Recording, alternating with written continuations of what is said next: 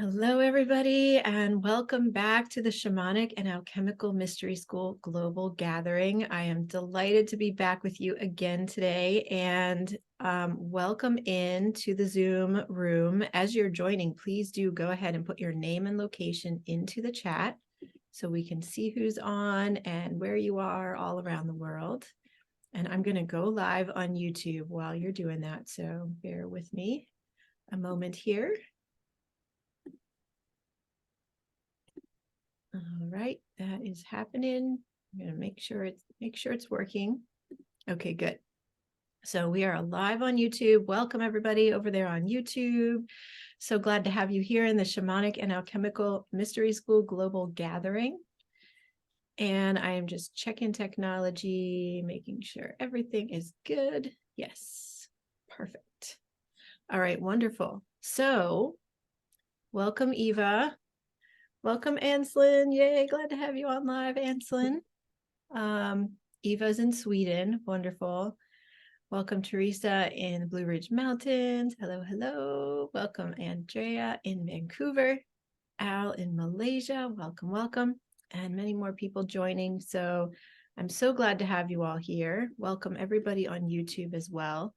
And I am just delighted right now to be here with Sohi. Welcome, Ami. I am so excited about your topic today and all that you're going to share with us. Thank you, Jocelyn. This is, a wonderful, beautiful invitation. Thank you so much for inviting me to your amazing, beautiful conference. I mean, I've been listening to some of the speakers. It's just magical. So thank you so much. I'm really honored and very humbled to be here. Yeah, thank you so much. It's so wonderful to have you here. And let me just share a little bit about you and your work, and that way everybody can get to know you if they don't already. So Amarpal+Sohi is the founder of Joy Through Travel, a heart-based travel agency which caters to travelers who have a passion to serve, connect, and support environmental initiatives, their communities, and Earth families. Ami is a facilitator and tour guide who supports people to explore the sacred sites of our beautiful Earth in order to strengthen their sense of joy, contribution, and self-discovery. She is also a storyteller who supports you to rewrite the stories held in your wounds, discover your unique superpowers, and shine your light in the world. Ami grew up in a culture where girls were prohibited from taking up space or celebrating themselves. This sparked her journey to change her story. Amarpal holds a Master of Science degree in Business Systems Analysis and has a Master in Business Administration.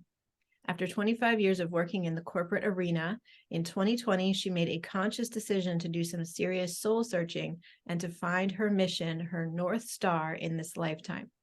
After undertaking several spiritual courses and coaching sessions, it became clear to Ami that she is here to help heal the wounded feminine in humanity.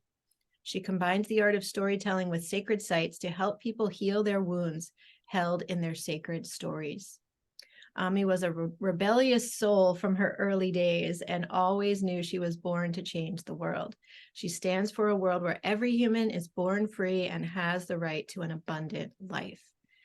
And your topic today, Ami, is Damanhur, a hidden gem in the Italian Alps, which I am just so excited to learn more about Damanhur. I've heard about it in different ways, and it just sounds like such a magical place. And you have recently been there, I know. So before we get to Damanhur, though, could you tell us about your journey, and what really sparked you your interest in sacred sites and to starting your business, Joy Through Travel? Yeah, thank you, Jocelyn. And again, it's such an honor to be here with you and your audience. Yeah, so that's a great question. Yeah, thank you for asking that. So really, Jocelyn, it's been a spiritual journey for me, quite a long one, actually. So my first kind of spiritual experiences, without me knowing, started back in 2009.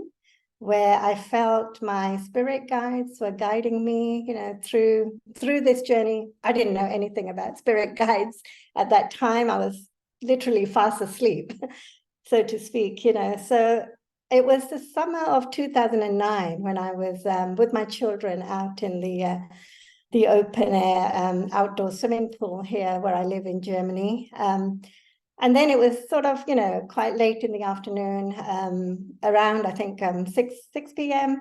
So I decided maybe just to go for a little, paddle. It was a shallow end in the pool with my son, holding my son, clutched to my side. And then it was a natural pool, with natural water. So, and there were a lot of kind of stones, steps. So I was going down this little step and I just slipped. And I went down in the pool, and I lost my balance, and I was under the water, and I was trying to make my way back, to the side, but I just couldn't. I was just worried about my son, clutched to my son, not letting go of him, and it was shallow end, but I just couldn't get out of the water. So I was trying to make my way to the side, and all of a sudden, this hand just got my arm and pulled me out.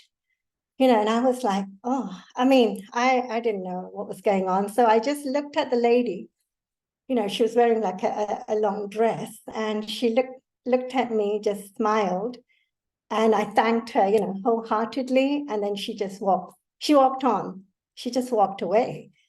So I was, in a state of panic because my son was coughing, the water rat. So my friends, they came rushing to me and asking me, are you okay? My daughter came, she was stressed out seeing her brother in that state as well. And I didn't know what I was thinking. So my friend, they said, just relax, go home, and just go to bed, take your son, put him to sleep, and just you as well, just rest.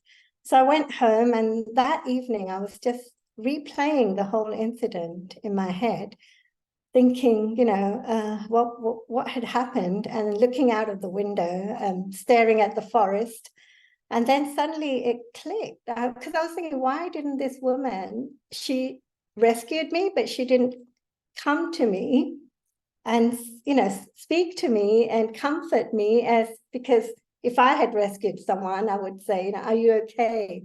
Do you need anything? Is your child okay? But she just smiled and walked away. And then it suddenly clicked. Oh my goodness, that was an angel. And that was my angel, one of my angels, one of my spirit guides. And oh my goodness, the emotions, just ran through my body. Oh yeah, I have chills when I tell this story. And then, so that was the first kind of spiritual experience I had in that year, 2009. And then later, the same year, during the winter, it was like late November, it was close to midnight. I was staring outside the window and I saw some lights. And then I thought, this is strange. And we lived at that time in the forest. And, these lights like dancing behind the trees. And I thought, what is this? I stepped outside on the balcony to see what was going on. And then literally I saw not one, but 3 lights like dancing, like a cosmic dance. And I thought, what? Then, I first thought, oh, maybe there's like a fairground in the town and the floodlights. And I thought, no, don't be stupid. The town's like 2-3 kilometers away, and we're in the middle of nowhere, right? So I said, no, I don't know what this phenomena is. I just didn't understand, but I was like, oh my goodness, in awe, couldn't believe what I was seeing. So I went inside, just, trying to make sense of everything. And then within a couple of minutes, they disappeared. I looked out again and the lights weren't there anymore. So I don't know what was going on. It was also the year when there was the bird flu, I remember, and my son was very sick. He had high temperature that day, that night. So he was sleeping. And the next morning, Jocelyn, as I opened the bedroom, door, because that also goes out to the balcony, I looked down and there was a dead bird, a dead sparrow, right? And I was like, so I thought, oh my goodness, there was obviously some kind of a message with those orbs, light beings. So, and my son being sick, and oh my goodness, then I thought, this bird gave its life in kind of exchange for my son. That was my initial, wow, yeah, that was, again, I was feeling so blessed that I'm guided, through my life, and I have these beautiful spirit guides always around me. And that, later in the years, I started looking more into the concept of spirit guides. And I've learned that we all have this team of spirit guides always around us, right?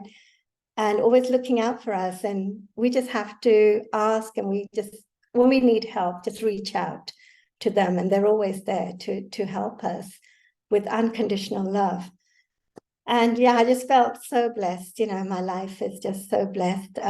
So the journey, actually, in those days, I didn't journal anything, so which I regret. I should have journaled all these experiences. But then life took its course. I went 9 to 5, following the matrix, let's say, that we all live in.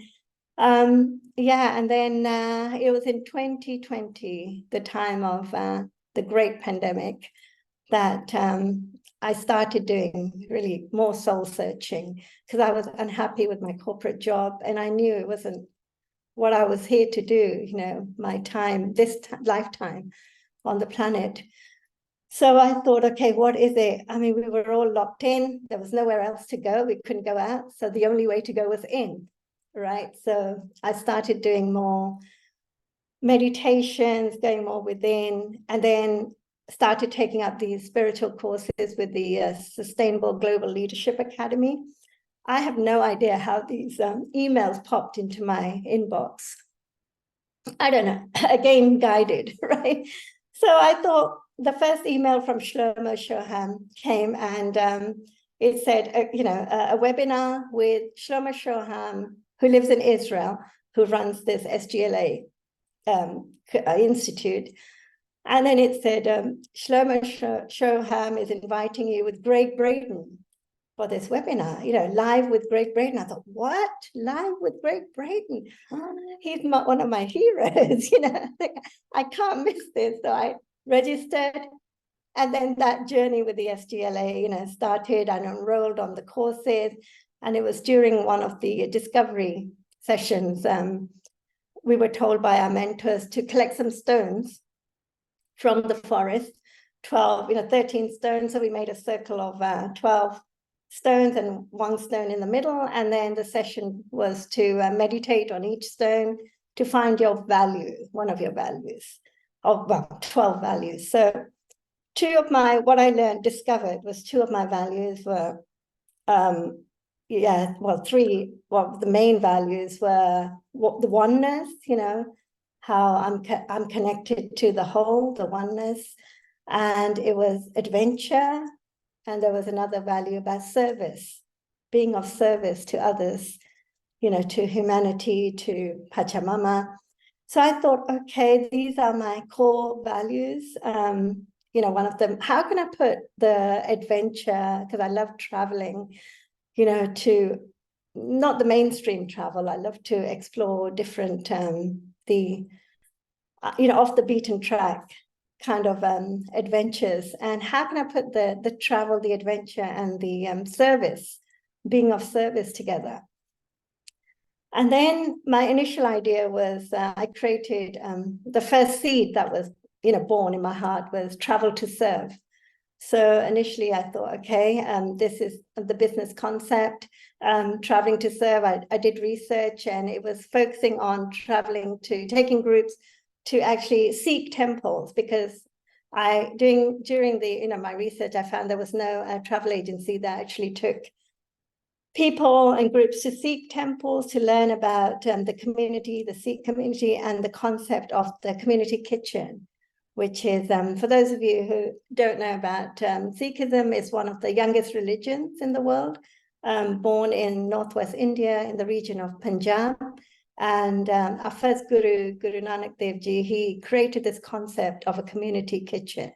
That was one of the philosophies, that food is to be shared with everyone, not just food, all our resources, our wealth, whatever we earn, we should share in some, like at least 10% of it, with our communities, doing some charity work, etc. So that was my first started.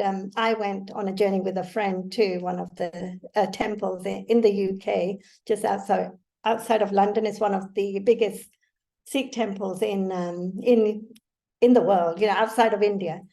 So we went there and we helped in the kitchen. We chopped onions, kilos of onions, vegetables, and cooked and stirred, and all our senses were opened with the smells of the curry, the vegetable curries. And my friend was also, flabbergasted because she had never experienced such an experience, and how we were all, with the other ladies, volunteers, just laughing, sharing stories. And for me, the learning was when you're preparing food with such joy, compassion, laughter. I mean, it just puts another kind of dimension to cooking. And the food that comes out, with this compassion and unconditional love, selfless service, it tastes out of this world. It just tastes different. My German friend was also so, taken by the whole concept, the community, and the Sikh women were also very taken with this European woman, and they loved her. They invited her home. It was just a beautiful experience.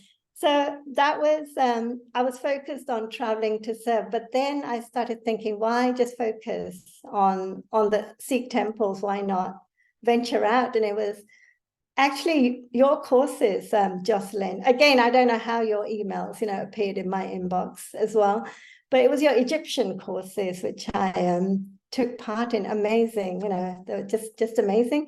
Then I thought, okay, so let me explore Egypt as well, the temple, the pyramids, and I mean, so much magic and, mystical experiences you have there in Egypt and other parts of the world, where the sacred sites exist.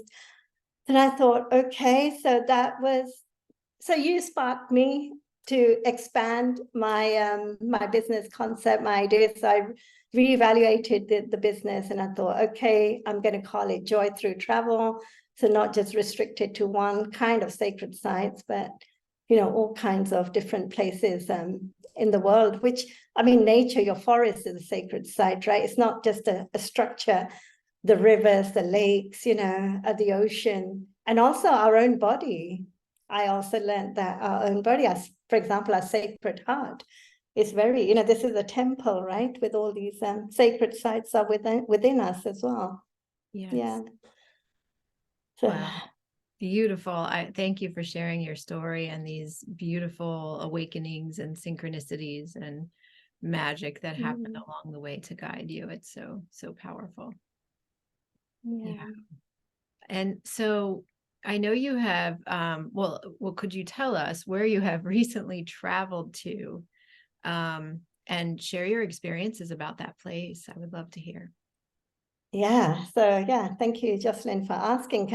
As the title mentioned, Damanhur is a hidden gem in the Italian Alps. So I'd like to share some screens, which I was so fortunate to get from the community at Damanhur. From the travels, I connected with some people, so they said I can share it with your audience. So it's just magic that I got these slides from them. So I'm just gonna share them.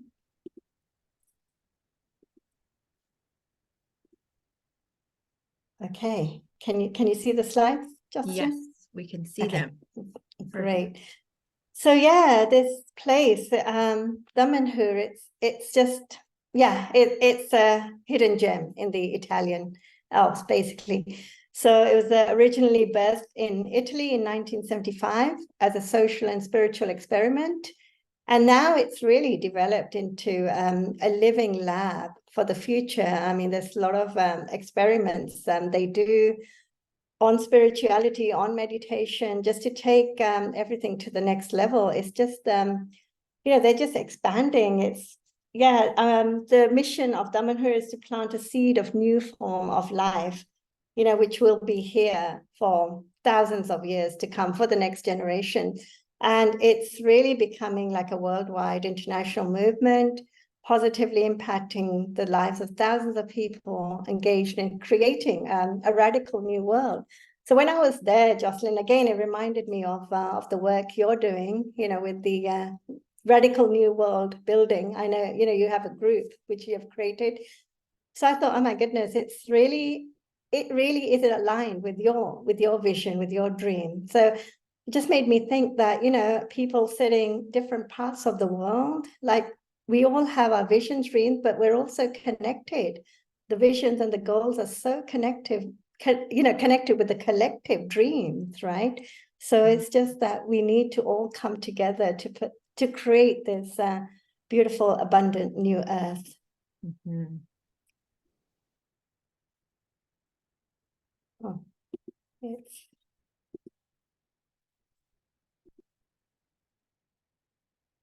okay. So yeah, where is it located? It's located in northern Italy, in the foothills of the Alps, in the Val Quisella Valley. A val actually means valley, and Quisella is this river that runs through the valley. And they've created or built this community and temple in Vidraco. It's a village called Vidraco, and it's like one of the most ancient villages in Italy. Actually, I've been told it's more ancient than the Roman time. So it's very lush, very green. And that was one of the reasons because they really connected to nature, to the whole of life, right, to the ecosystem. So that was one of the reason. And the biggest city that's close to Vidraco is Turin. So if you were coming from, abroad, you'd fly into Turin, which is 40 kilometers away from this community center. So meet the founder of Damanhur. His birth name was Alberto Auraudi, but the Damanhurian, as they call themselves, the people who live there, they give themselves names based on animal. The first name is based on an animal, and the last name is based on a plant. So the Alberto was named Falco Tarasaco. That's his Damanhurian name. He was born on the 29th of May, 1950 in Balangero, near Turin in Italy. Unfortunately, he died quite young at the age of 63. So he died in June 2013. Yeah. So he was, wasn't that old, but he always knew he wasn't here for a long time. He was an amazing, very, very old soul, a very ancient soul. Before, I think he also lived in Atlantis, he was a soul from there, but also civilization prior to Atlantis. So his soul had so much wisdom, so much knowledge. He was actually when I've heard stories about him, to me, like an ascended master, so much knowledge and wisdom that he brought onto the earth during this, lifetime, but he wouldn't give any of that away. Nobody knew, it was like a secret he kept himself, but he could perform miracles. I've heard stories how he saved people's lives, from chronic illnesses. And a lady I met, her leg was broken and she was on crutches, and she was working at the community center, and then she was told she had a task to do, and asked him, she's very close to him, to Falco, and she said, can you do something so I can really, do my task properly? And overnight, she said, I don't know what he did. She was not on crutches. She threw her crutches away the next day, right? And her boyfriend at the time, they were, sharing the room, and she threw her crutches and she was like, come on, we have work to do. Get up, being an Italian, really emotional and passionate. And the boyfriend started screaming because he couldn't believe what had happened. She was running around the room. It was, I've heard, unbelievable stories about this man, but people called him a master, but he said, no, don't call me a master. You are your own master. The master is within you. He always told his people, the master is within you. you know, we are all masters of our own destiny, right? We're all leaders, we're all masters. So he said, if you're looking for a master outside, there's something wrong with you. So yeah, amazing soul. So this is, they call it an open temple. Open, not, you know, not that it's in the outdoors, yes, it is an outdoor temple, but open because they're open to all faiths, all religions. They welcome everybody to practice, you know, a spirituality with them and invite them to their ceremonies, rituals, and these pillars, they use like local material, all natural material as well. So again, they have all the communities. So it's a spiritual global community, so spread around the world, and they all have their own kind of created their own flags. You know, that's what you see here at the bottom. And what I also noticed in the open temple, oh, sorry, I wanted to mention at the beginning that Damanhur is an Egyptian city, actually, I think it's in Lower Egypt. So Falco had also connections to Egypt. So he took the name, actually, it's an Egyptian city, and it means a city of light. So that's what Damanhur I didn't means. know that. That's fascinating. Yeah. And he, in this open temple, I actually saw structures or sculptures of a Sekhmet and a Horus. So they also, you know, it's a mixture of a different culture. Then they've taken the Egyptian culture also within their concepts and philosophy. So as I mentioned, it's a living lab, you know, for the future. They're always doing experiments, and they have seminars here and discussions. And because Falco always said that meditation isn't really just to be still, because life has to flow, creation has to flow. So that's why he wanted the community to always grow and grow. And so it's become a living laboratory, you know, of creating the future, a world of the future. And so yeah, he always, and then they one of their philosophies is medi-action. They believe that meditation is action. You know, it's not just, yes, they also meditate in stillness, but for them, you know, praying, eating, singing, talking, everything of life is meditation. So they call it medi-action. So this is, yeah, that's one of the concerts that they're performing, you know, during the events. They have events during the equinox, for example, the eclipses, you know, solar eclipses and all that. So they perform concerts at this open temple. So Damanhur, the community itself, it's basically formed of smaller communities, right? So each, like they call it a nucleus. So each group, they've been given specialized tasks, you know, so everyone has a role to play, every community. So I believe there are like 30 plus communities there in this, the acres of land is in the valley, they're all spread out. So this is one of the communities, it's called Dendera, I believe. And so here you've got the concept of this community kitchen again, you know. So Falco told them, why is everybody building a kitchen, you know, for themselves?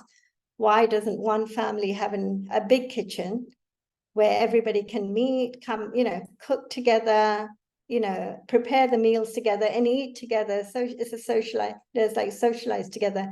So that was another concept of them. I heard this concept of an open kitchen, and it reminds me of the Sikh faith as well, of the concept of the community kitchen. So yeah, that's beautiful. So as I mentioned, each community or group, they have their special focus. And this group, for example, is focused on technology and energy. So they're finding, you know, ways of creating new energy of the future. So that they're using solar panels, their greenhouses. So, you know, to grow the plants and vegetables. So, and some communities, they focus on education, some on healing. So they're all, you know, spread out. But they all communicate together to share their work. So yeah, beautiful concept and philosophy. And also about organic, some communities are focused on organic farming. So their dream is, the vision of the future is to really be self-sufficient and sustainable, and, you know, get really a big farmland where they can actually grow their own food to feed all the 600 people who live in these, you know, eco villages. But at the moment, they're not there yet. So they use these greenhouses to create, you know, the food to be self-sufficient to some extent, and other food, you know, they get from the local organic farms. So that's their dream, to one day have to produce everything themselves, really be self-sufficient for their communities, and plus for all the visitors that come and visit them.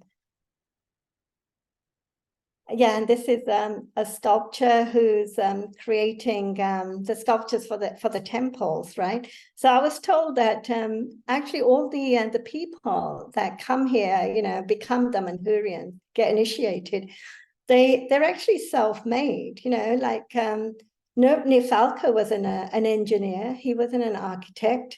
So people come here and they actually discover their gifts. You know, I was talking to one lady, and she wasn't an artist, but Falco saw this unique gift in her as an artist, and told her to get involved, you know, with art, creating artwork. And now she's one of the, you know, the best artists there. So she was telling me that everybody who comes there actually, they're all self-made. They're learning because it's also a place where you actually discover your unique gifts and unique powers, right? So I find that very magical as well. So they have their own schools, kindergartens as well. So the children of the, you know, the families there, they go to this kindergarten and also the elementary and primary school. And when they get to the age of 13 for the high school, then they move on to the local villages. But initially they all start in, you know, in the community school. So these are just some of the healers that worked with Falco. Falco actually, yeah, educated them, you know, and this guy in the middle, he's one of the oldest ones there, and very close. He was very close to Falco, and one of the co-founders as well. And yeah, this is the group that work on the healing aspects. And so basically tuning the body to the radiance of the soul. And they have their own modality of healing. They call it selfika. And it's kind of an energy healing. I haven't gone so deep into it, but I hope to soon. But it's energy healing. They have this center there, which, you know, you can book an appointment, you know, and experience this experience of selfika. Yeah, this is the vegetable temple, let's say, of the whole temples of humankind, and this is called they're called the sacred woods. So they, you know, so basically the Damanhurians are very, very connected to Mother Earth, to all of life, you know. So it's so important for them to have some kind of sacred ceremonies, rituals in the sacred woods as well. And there's basically, the sacred woods cover a land of 50 hectares, which are so lined with these stone circuits, pathways, and pyramids. A lot of healing happens there, especially in these stone circuits as you walk, you know, because I did one guided tour in the sacred woods.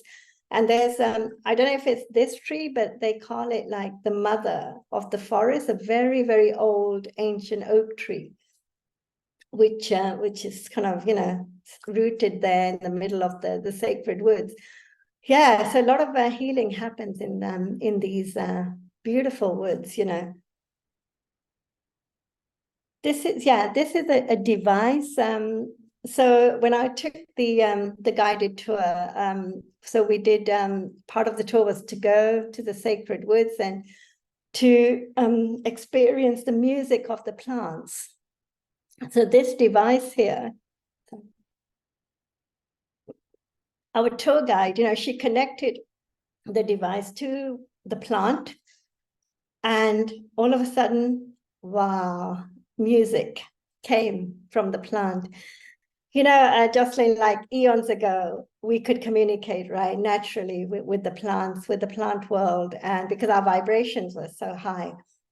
But at some point of, our evolution, our vibrations went down, and we've lost the connection with we can't listen. They have so much to tell us, so many songs to sing to us, so many stories. I mean, the trees are so ancient to tell us, but we've lost the ability to connect with them and to truly listen. So hopefully now, with the global awakening happening, we're going back to that level of vibration where we can actually communicate with these beautiful, beautiful beings, right? So that was amazing for me, so empowering, so healing to listen to the music of the plants. And the guide, she told us a story that she had one group some years back, took the group to the sacred woods, and there was one young man in the group who didn't believe in all this, because she said, we'll be going connecting with the plants, listening to the music of the plants. And he just thought, like BS, that can't be true. And then he was in the group, and she connected this device to one of the plants, and the plant wouldn't sing because his energy, his vibration was so low that the plant was really upset, actually quite annoyed with this one person in the group who lowered everybody's energy, Wow. And it wouldn't, and she started banging the device. She thought, what's wrong with my device? Why isn't it working? She tried it a couple of times, and the plant wouldn't sing, wouldn't talk. So the guy went, yeah, I told you, all this is all crap, and left the group, started walking away. As soon as he was away, the music played. I couldn't believe this story, that the plant started singing again because the group vibrations, frequencies went up as well. So, oh my goodness, that was like, wow, they really want to talk to us, but we have to be in that love vibration, right? In that really high vibration. Yeah, that was really, wow, I have chills when I think about it. And then another story, oh my God, this also gave me chills. She told me that one lady bought this device after doing the tour and took it home and plugged it to one of the plants in her bedroom. She was listening to this music every day. And then suddenly one day, there was screaming coming from the bedroom, like, and she thought, what is going on? Because every day she heard this beautiful, soprano music. And then all of a sudden, there's, screaming. And she rushed to the bedroom. And it was an alarm from the plant. It was screaming because she looked out the window and the neighbor's house was burning. Oh my gosh. Yes. So the plant picked up. Oh my God. Then she rang the emergency services, right? And actually the plant saved. The house saved lives. And it makes me think that this plant world has so much unconditional love for everybody, right? And really looks out for everyone, not just their own species, for everyone, for humanity as well. And I was like, we have to learn from this. There's lessons for us. Why aren't we behaving in that way, looking out for our neighbors, our communities, for the world, for humanity? This was what amazing lesson, for me as well. Like, so much unconditional love from this plant world, from these species. So Damanhur, they have other projects, in the communities, and this special project is like an economic and social project. They go around the world, sort of sharing their knowledge of what they're doing, at the center with other communities around the world. So this is also a beautiful collaboration with different, communities, global communities. So yeah, now moving on to the land of these sacred temples. Yeah, creating sacred space, reconnecting to the universe. These temples are just mind-blowing. Yeah, the temples of humankind, basically in the heart of this sacred mountain. I forgot to mention earlier, why did Falco pick this place in Vidraco? Because of this synchronic lines, right, of the planet. This is the nervous system or the arteries of Mother Gaia, of our planet. So he and his men did extensive research, in the 70s to map these synchronic lines. And he found that the only place that where one of the places where these four lines met, one of them is here in Vadrako. And so you can imagine the energies that, I mean, they're just unbelievable. The so much high vibration, high frequency, and synchronicities happen at a crazy rate at this place. So he picked Vidrako not only because of the nature of the greenery, but also because of the synchronic lines. And this is one of the places where the four lines meet. And I was told during my visit that the other place, there are only two places in the world where four of these, there are 18 major synchronic lines and I think countless number of these minor lines. And the other place where these four lines meet is Tibet. So there are only like two places in the world, Tibet and Vidrako. So very high energetic place. So, he said he wanted to build the temples here, and that was the work started, the first excavation in 1978. So they built the first temple with their hands, built by hand to uplift and inspire the world. So this is really the first wonder of the new world, the new age world that we're creating. And you see these symbols here, right, on this slide. That is another thing that this Falco's soul brought at this time on this planet was this sacred language. They can't name it because it's sort of like symbols like the hieroglyphics in Egypt, but not connected at all. So they're still investigating, doing research, and trying to discover this language. He brought this sacred language with him. They have created a dictionary, and so they've got somewhere with their research. So they use this language not to communicate, but in prayer. So I was told they use it in prayer, in their rituals. So you'll see in the temples, on the pillars, everywhere, these symbols. So those are the sacred language which Falco brought with him, or his soul brought with him in this lifetime. So one day in 1978, the Falco was sitting on this mountain and having a discussion there were 20 people at the time in the community. And he said, I want to build a temple. And they was like, what? And where? And he said, here. I said, this is a mountain of rock. We don't have any tools. We can't just build a temple. And when do you want to build it? And he said, tonight. And he was a crazy guy, but they said, you're crazy, but they had so much faith and trust in him. And Falco didn't have permission to build. So him and his men and women built it by night. With these spades, with the pickaxes, with their bare hands. Can you imagine, a hard rock? I think the rock's called myelolite. Yeah, it's a very hard rock, but very conductive, so good for heat and electricity, but very, very hard rock. So the spine of this first temple is myelolite, right? So they started digging, and they did it at night. They didn't have permission to build it, and they didn't want the locals to know, the local villagers to know what they were doing. So it's very, very secretive. That's why I call it a hidden gem. It was, in those days, very, very secretive.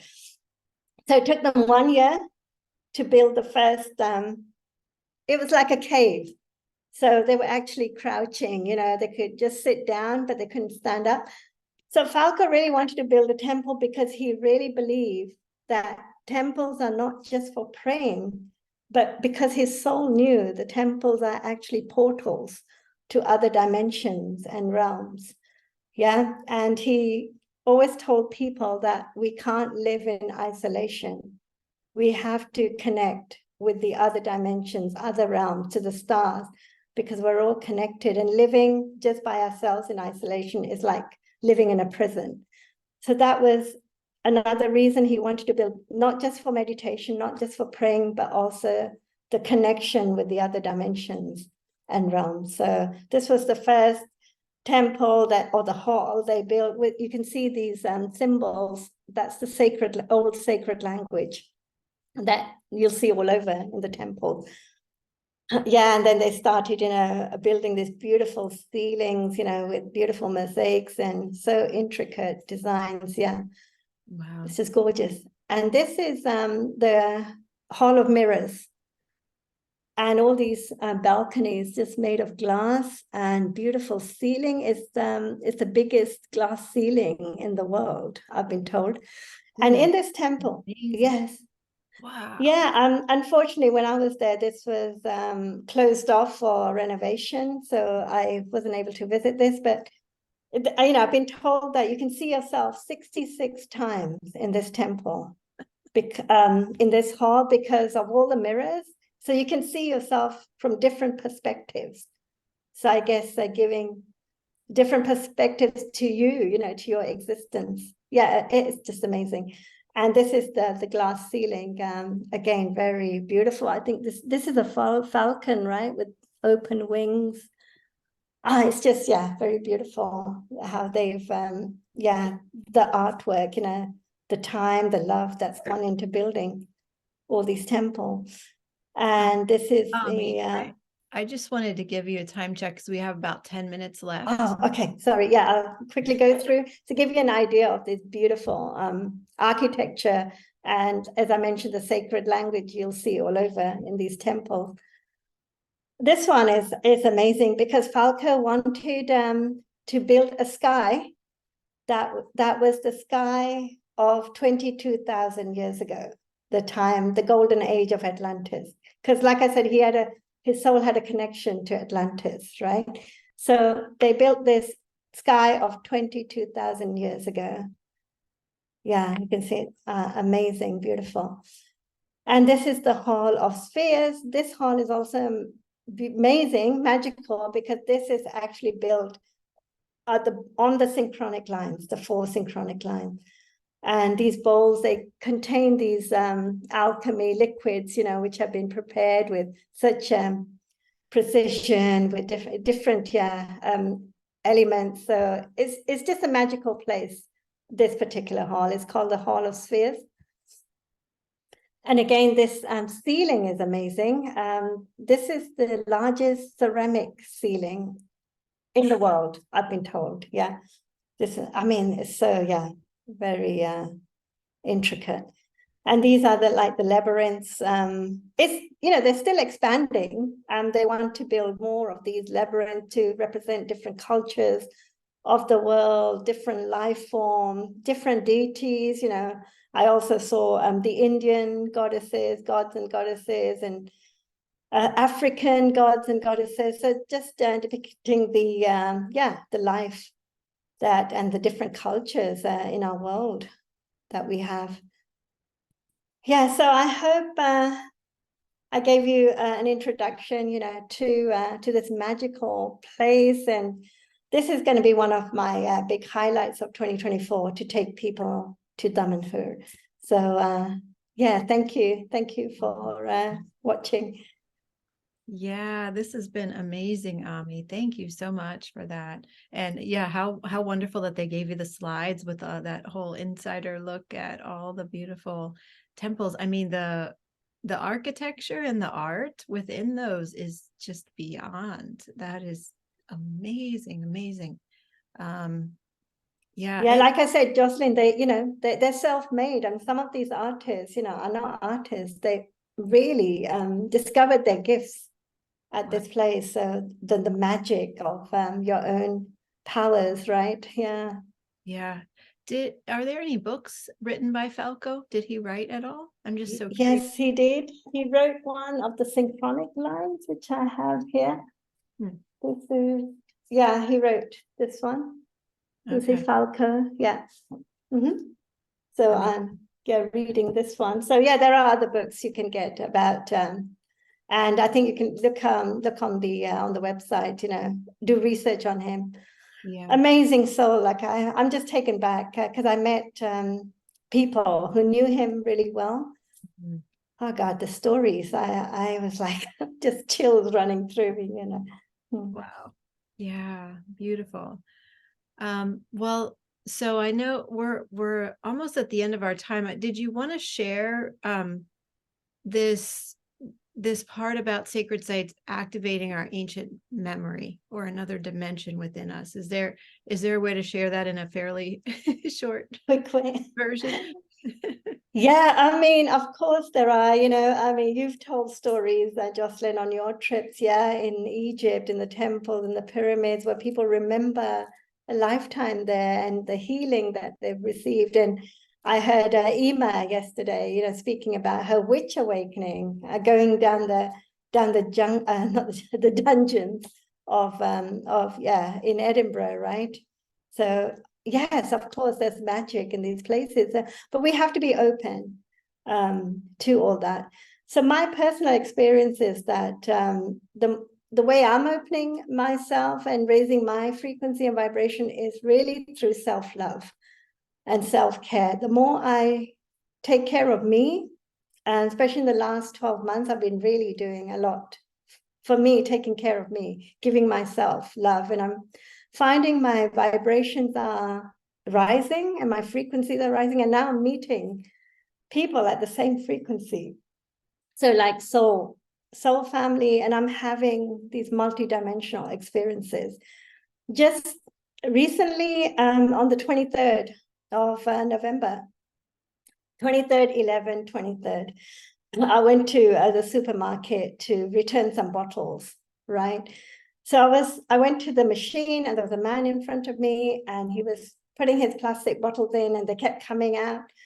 And I was like, oh, how long is he going to take? And he finally pressed it to get his token, his ticket. And then he said, here. And I was like, no, I don't want it. And then he said, why don't you want it? And then I said, okay, if you're sure. Then I took it. And then he said, wait, I've got more. I said, really, I don't want them. And he went rushing outside and I returned my own bottles. And as I was walking, another old man was giving him 2 more plastic bottles. And he went into the machine and he said, here, take it. I said, are you sure? And he said, yeah. And I was like, what is this message? For me, the message was about receiving, and was this even real? Of course, it was real. I saw it, but I believe I had like a multi-dimensional experience with the message that receive, because all my life I've been just giving and I shy away from receiving. So even little gifts, yeah, it was from the universe, a blessing from the universe. So Yeah, like I said, the more I open my heart, so you have to be open to receive these experiences from the universe, from other dimensions. yes, truly, truly. I always feel the universe is trying to send us everything that we need, and we just block it so much of the time, right? But we can open up and receive more and more of that that's meant to be ours. Yeah. Well, Ami, could you share about your free gift for everybody, which is Yes. newsletter? Yeah. Thank you, Jocelyn. It's it's a newsletter, free newsletter, which people can subscribe to on my site, Joy Through Travel. And Okay, wonderful. And I'm putting that in the chat now for everybody who's live on Zoom. And if you're watching the recording, just scroll down a little bit below the video and you'll see the link to subscribe to the Joy Through Travel monthly newsletter. And then also, Ami, I know you have a special offer for everybody who is booking a trip with Joy Through Travel, right? Would you like to say a few words about that? Yeah, I'm offering a 10% discount until the end of January 2024. So my highlight, as I mentioned, will be Damanhur, the hidden gem in the Italian Alps. So I would, welcome people to just book a one-to-one consultation with me. And we can take it from there. Like I said, 10% discount until the end of January. Amazing, amazing. So I just put that link in the chat too, to book a free 30-minute consultation with you.